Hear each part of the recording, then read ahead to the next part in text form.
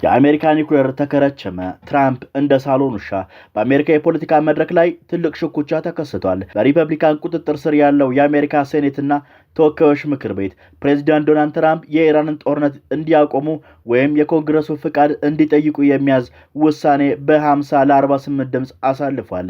ይህም የትራምፕ እጅ እንደመጠምዘዝና የሳሎን ውሻ አስመስሎ እንደማስቀመጥ የሚያስቆጥር ነው። ይህ በእንዲህ እንዳለ ኢራንና ኦማን በጋራ በሰጡት አስገራሚ መግለጫ እጅግ ወሳኝ የሆነው የሆርሙዝ ወሽመጥ ከዚህ በኋላ በሁለቱ ሀገራት የጋራ ንብረት መሆኑን በይፋ አውጀዋል።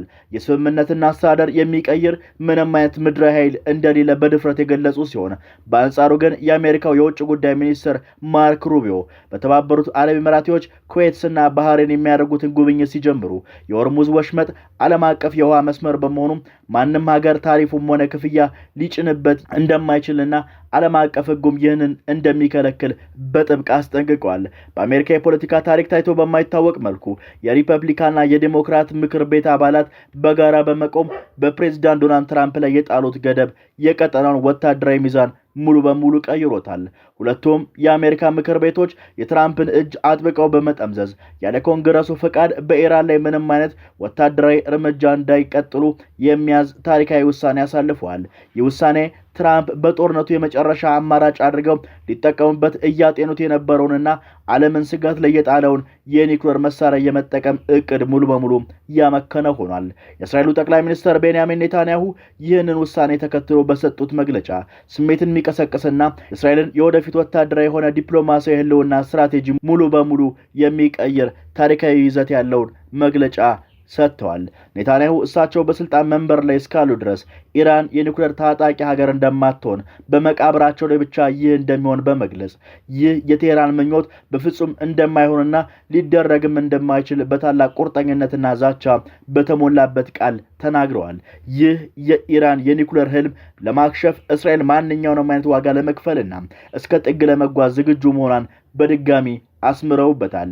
ይህ በእንዲህ እንዳለ ጠቅላይ ሚኒስትሩ አሁን ባለው ዓለም አቀፋዊ የፖለቲካ እውነታም ዙሪያ እጅግ መራራ የሆነ ሀቅ አጋልጠዋል። አሁን ባለው ሁኔታ መላው ዓለም በእስራኤል ላይ ፊቱን እንዳዞረባትና ሀገራቸው ከዚህ ቀደም አይተው በማታውቀው ከፍተኛ የዲፕሎማሲ ብቸኝነትና የውግዘት ማዕበል ውስጥ እየገባች መሆኑን በይፋ አምነዋል። ይልቁንም እስራኤል እስካሁን በታሪኳ ትልቅ ምሰሶ አድርገው የነበረውን ፍጹም ተደጋፊነት የነበረችበትን የአሜሪካ ጥገኝነት ሙሉ በሙሉ ማክተሙን የገለጹት ጠቅላይ ሚኒስትሩ ይህ አይነቱ የውጭ እጅ ጣልቃ ገብነት ማብቂያ ላይ መድረሱን አስታውቀዋል። ይህን ተከትሎም ከእንግዲህ ወዲህ እስራኤል ራሷን በራሷ የመከላከልና የማስታጠቅ አዲስና አስገዳጅ ምዕራፍ እንደምትጀምር አበስሯል።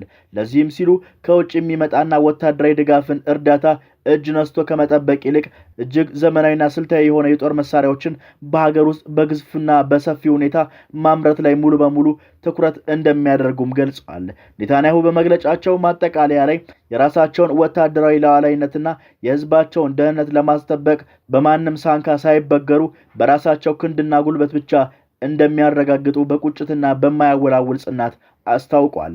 በጦርነቱ ማዕበል ውስጥ ቃታ ላይ አርፈው የነበሩት የትራምፕ ጣቶች አሁን በሕግ እንዲነሱ ተደርገዋል። ይህም በጦርነት ውስጥ የፈለጉትን የጦር መሳሪያ የኒውክሌር መሳሪያን ጨምሮ የማዘዝ ፍጹም ስልጣንና ቁልፍ አሁን ከእጃቸው እንዲወጣ ተደርጓል።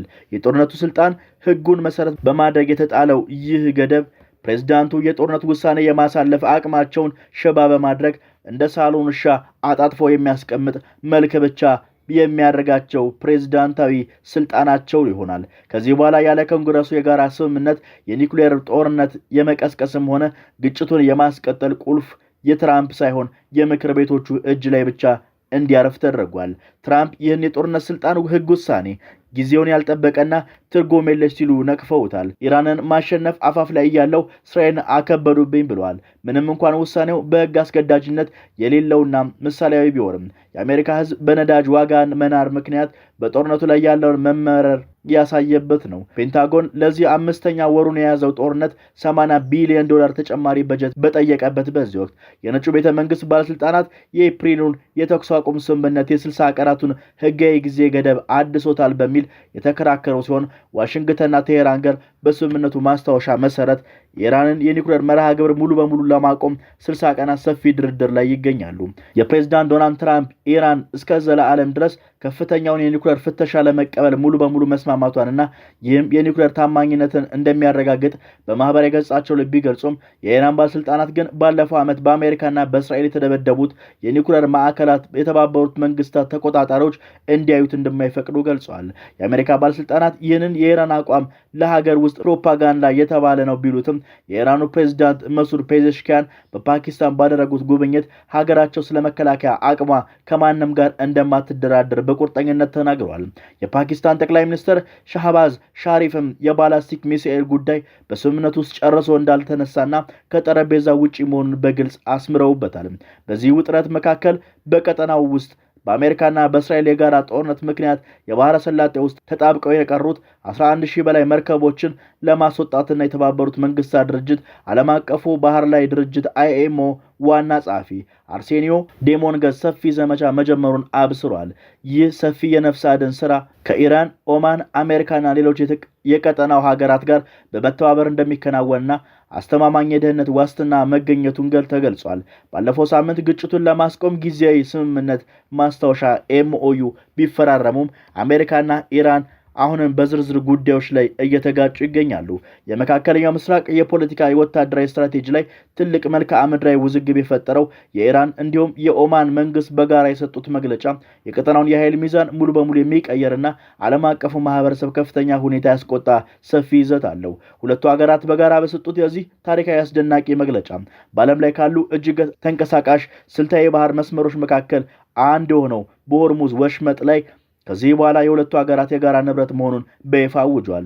ይህ የውሃ መስመር የዓለም ነዳጅ አቅርቦት ሲሶ የሚሻገርበት እንደመሆኑ መጠን ኢራንና ኦማን ወሽመጡን ከእንግዲህ ወዲህ በጋራ እንደሚያስተዳድሩትና እንደሚቆጣጠሩት በማወጅ የስምምነት ሰነድ ተፈራርመዋል። ይበልጥ ዓለምን ያስደነገጠው ደግሞ ይህንን የሁለቱ ሀገራት የባህር ላይ ስምምነት አዲስ ሉዓላዊነት ለመቀየር የሚሞክር ምንም አይነት ምድራዊ ኃይል የለም ሲሉ በጋራ ማወጃቸውና ማንኛውም አይነት የውጭ ጣልቃ ገብነት በጋራ ለመመከት መወሰናቸው ነው።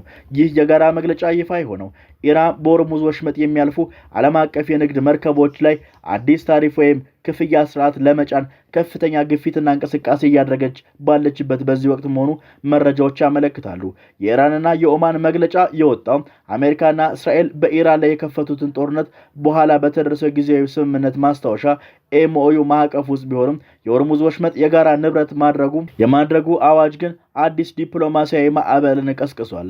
የአሜሪካ የውጭ ጉዳይ ሚኒስትር ማርክ ሩቢዮ ቀጠናው ለሚያደርጉት ጉብኝት የተባበሩት አረብ ኤምሬቶች በደረሱበት ወቅት ለዚህ መግለጫ ፈጣን ምላሽ የሰጡ ሲሆን የሆርሙዝ ወሽመጥ ዓለም አቀፍ የውሃ መስመር በመሆኑ የትኛውም ሀገር ክፍያ ወይም ታሪፍ የመጣል መብት እንደሌለውና ይህም ነባሩን ዓለም አቀፍ የባህር ላይ ሕግ የሚጥስ በመሆኑ በጥብቅ አስጠንቅቀዋል።